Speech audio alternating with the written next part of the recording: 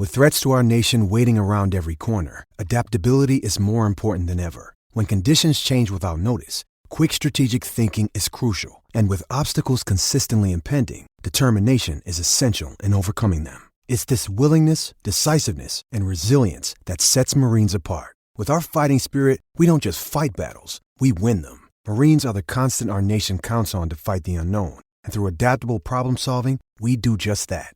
Learn more at marines.com. Judy was boring. Hello. Then Judy discovered ChumbaCasino.com. It's my little escape. Now Judy's the life of the party. Oh, baby, mama's bringing home the bacon. Whoa, take it easy, Judy. The Chumba life is for everybody. So go to ChumbaCasino.com and play over 100 casino-style games. Join today and play for free for your chance to redeem some serious prizes.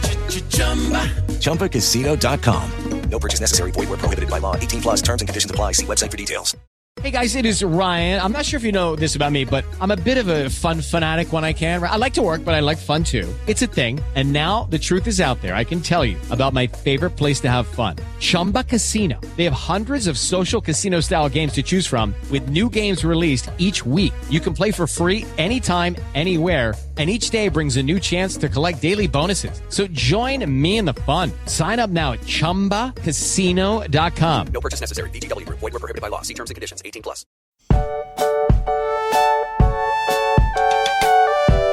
The British swimmers had their best Olympics in 100 years in Rio in 2016.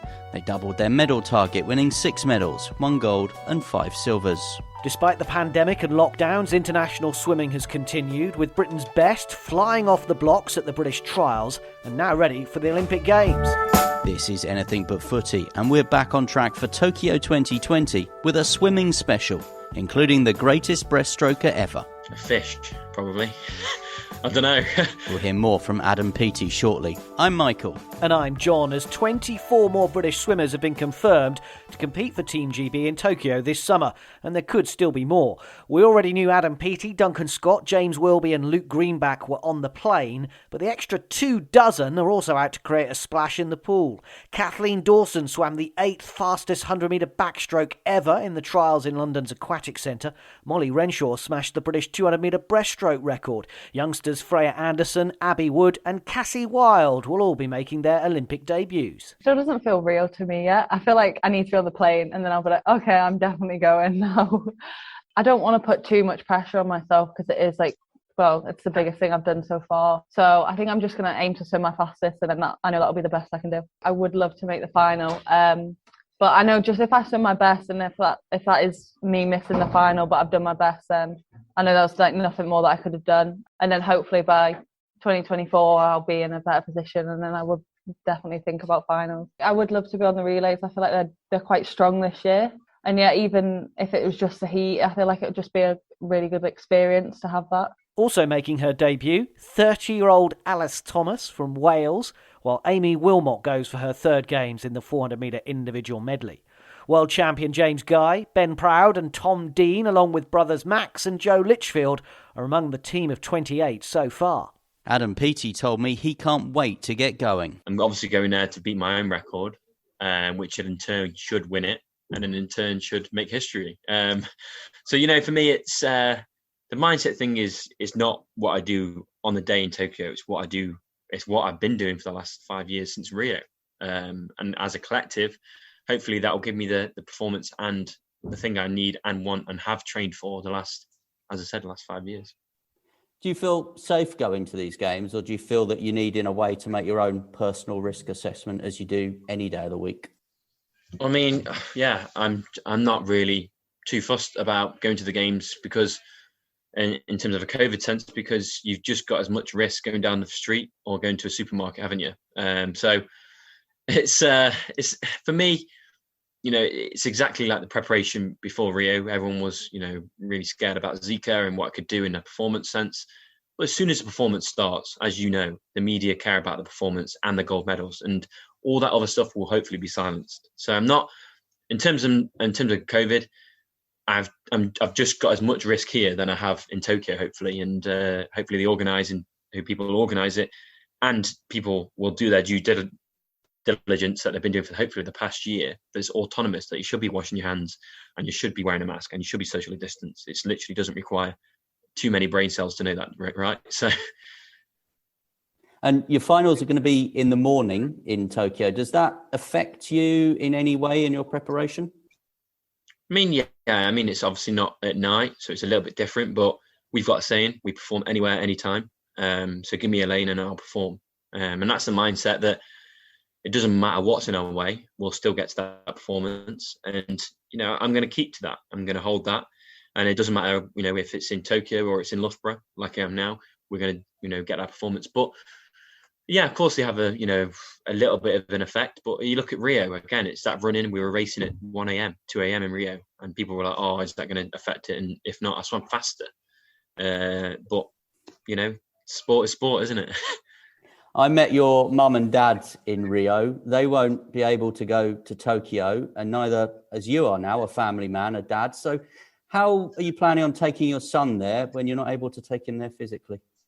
I have a little memento in my pocket or, in my trousers pocket that I'll keep just because, if he looks at when he's old enough to understand what's going on, that, he can have something next to him and goes, oh, that was in that video or that was in that moment. No, then it's just as powerful that he's got that thing that I've carried, to the final or carried through the Olympics. And I guess that's a different way of, him being there. For an outsider like myself, the Olympics feels pressured. Is it pressured or are you having fun? I'm having fun. It's, I'm in a very blessed position that I get to do what I do and, get up to, literally train every single day and race in the Olympic Games. I think people would die for that. But I know what you mean. I can see it. And I can see it on social media that the Olympics shouldn't go ahead, that it costs too much money and you got all this negative stuff. But I'm like, if it wasn't for the Olympics, how many people would not be inspired by what the Olympics do to people? The Olympic sport is so powerful because it inspires people to do better. And if we lose that, then we lose pretty much humanity. Well, we're meant to be competitive. Competition is the bread of life. If we push each other, then, as a human race, then we can, hopefully, have that positive mindset and push each other to do better. Couple of questions on a couple of other issues. Rule 50, there's been some chatter about protests on the podium. Should sport, in your opinion, be political? I think, there's a very fine margin, right? That, sport and politics should never mix. I'm a firm believer that, it doesn't matter where you come from, you've got a lane and you've got an opportunity and you've got a competition and, you race each other and shake each other's hands after. It doesn't matter. I'm not really one of those people anyway to, oh, you're from there or whatever. And it's just pathetic really. But I think under the Rule 50 that they're basically not allowing protests. I think it's very complicated because it's a complicated question firstly, but it's a very complicated answer because what I believe in isn't going to be what someone halfway around the world believes in because he's had a very different upbringing to me and vice versa. And, he's had very different experiences. Is his country corrupt? Is his governing body corrupt?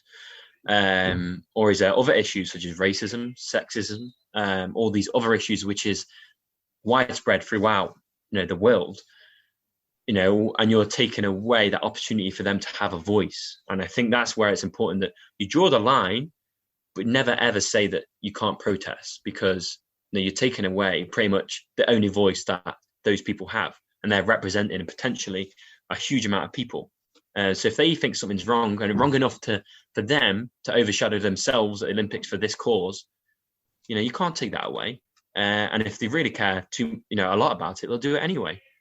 So they think you have got to, be careful that you don't want to overshadow the other athletes. Say if, someone protests and they got gold medal, that's going to get all the attention.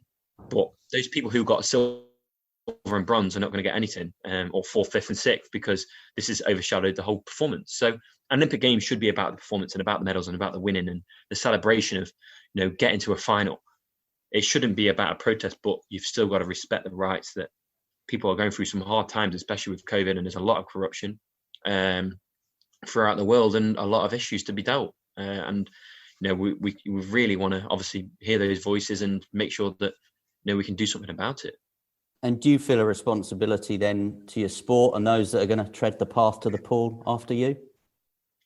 I think so, yeah. I mean, as an athlete at the top of the game, I'd like to say, I think, yeah, of course, you have, a certain path or a certain kind of right to almost have a voice. But for me, I'd only say something if something's really, really wrong. I'm all about performance. I never really get distracted about, saying something if I didn't really believe it and I wasn't fully backing it.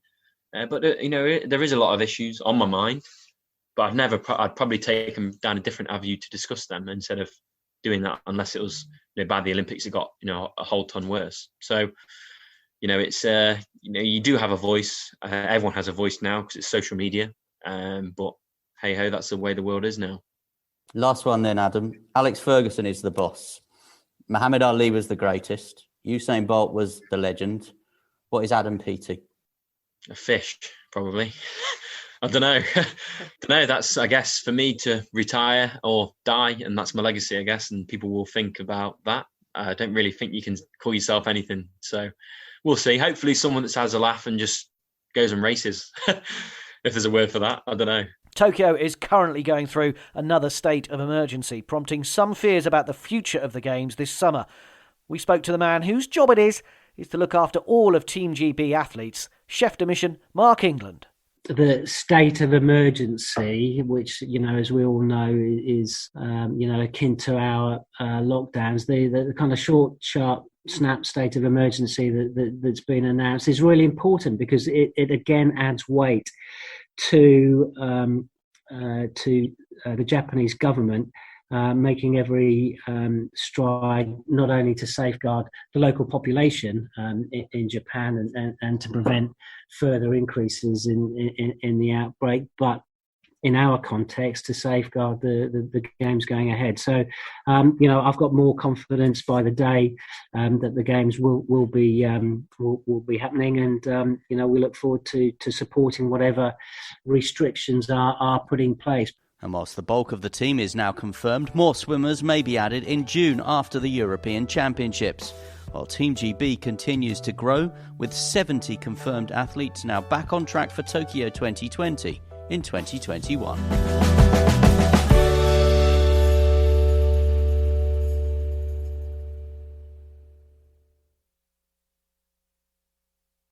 Sports Social Podcast Network. With Lucky Land Slots, you can get lucky just about anywhere. Dearly beloved, we are gathered here today to... Has anyone seen the bride and groom? Sorry, we're here. We were getting lucky in the limo and we lost track of time. No, Lucky Land Casino, with cash prizes that add up quicker than a guest registry. In that case, I pronounce you lucky. Play for free at LuckyLandSlots.com. Daily bonuses are waiting. No purchase necessary. Void where prohibited by law. 18+. Terms and conditions apply. See website for details.